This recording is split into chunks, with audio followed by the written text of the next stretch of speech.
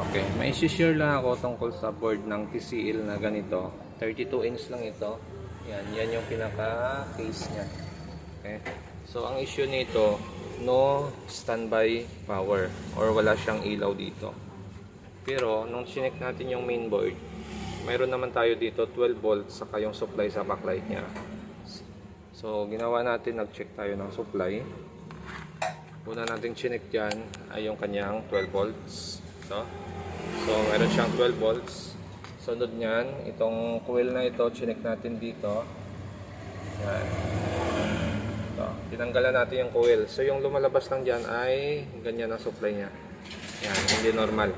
Tapos sunod niyan, ito, supply natin ay 3.3. Tapos ito ay 1.5. Tapos ito 1 volt. Ito ay 0.2 lang. So yung supply na mapapasok dito ay manggagaling sana yan doon sa circuit na yon. Kaya lang dahil sira yung supply na output nun ng regulator, yan lang yung supply na pumapasok yan. Tapos ito yung ating 1.8. So pansin nyo, okay yung supply dito. Pagdating dito may problema saka yung 5 volts natin doon. So bali yan yung issue niya. Pag missing supply, yan ang lumalabas na supply sa mga coil. Kaya dapat kabisado nyo lahat ng supply na pumapasok sa mga coil, sa mga regulator, para kung may missing supply man, alam nyo kung anong supply ang ilalagay nyo. So ito, missing supply natin ay yung 5 volts. Kabit natin. Okay, so naikabit na natin yung 5 volts dito. So sukat tayo dito kung may 5 na siya. So mayroon na siyang 5. At pansin natin dito, mayroon na rin itong supply. Yan, may 3.3 siya. So ang input nito ay 5 volts. Yan yung manggagaling doon.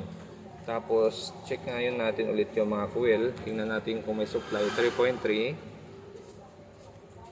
Walang supply. O nawala yung supply dito, ano? So kanina may supply yan. So ito 1 volt. Nagpa-fluctuate. Okay.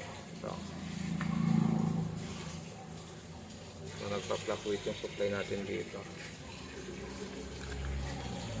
Baka nag-loss lang yung ating. Yan. Ito.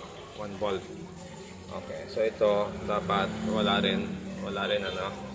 So nagkaroon ng missing supply ito saka ito. Tapos pansin natin mayroon na siyang ilaw dito. So try natin i-power on. Tingnan natin kung mag-on. Nag-response ano. So nag-on siya.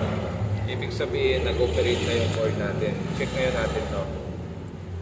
So mayroon na siyang 1.5 at 1.8.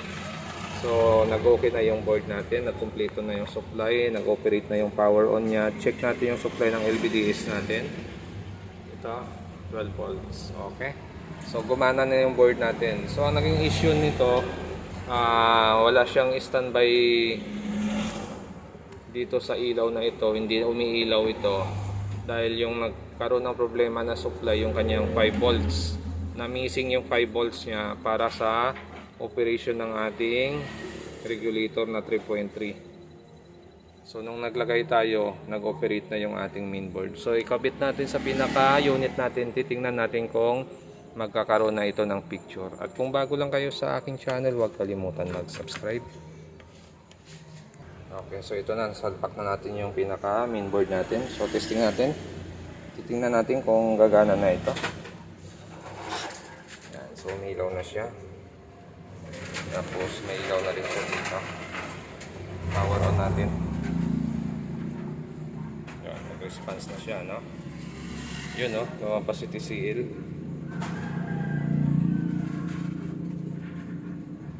Okay. So, yun lang yung issue nito. Nagkakaroon lang ng negative yung ating 5. So, nawawala yung 5 volts natin dito para mag-supply rito papunta sa ating supply sa control. Kaya nawawala yung standby power nito. Okay. So, ayan, naglo-loading siya. So okay na ito.